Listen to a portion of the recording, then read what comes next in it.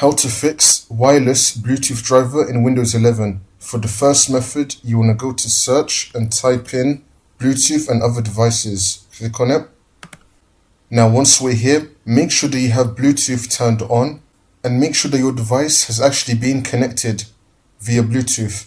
If it hasn't, then you want to click on add device and then click on Bluetooth. Make sure that your device is turned on and discoverable, and then you want to select your Bluetooth device and you want to connect it. So make sure that it's actually connected. See if that works.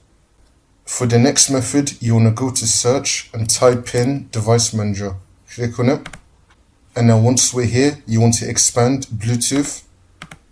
Now you want to find your Bluetooth device. You want to right click on it and then click on update driver and then click on search automatically for drivers.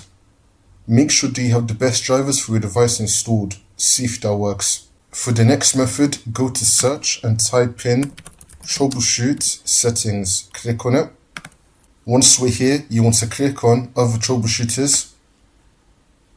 And now you want to find Bluetooth. Click on run. And now this will come up, the Bluetooth troubleshooter. Click on yes to run the Bluetooth diagnostics. It's then going to start running the scan. Once you complete the scan, hopefully it will find what's causing your problem and it will try to fix it for you. See if that works. For the next method, go to search and type in check for updates. Click on it. Once you're on this, you want to click on check for updates. Make sure that your computer is up to date. For the last method, go to search and type in device manager. Click on it. You want to expand Bluetooth and then find your Bluetooth device you're having a problem with. You want to right click on it and then click on uninstall, and then click on uninstall again. You want to uninstall your Bluetooth device.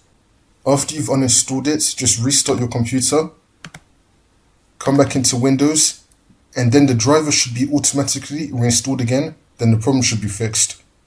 If the driver is not automatically reinstalled, then just pair your Bluetooth device again by going to here, Bluetooth and other devices, and then just add your device and then the problem should be fixed.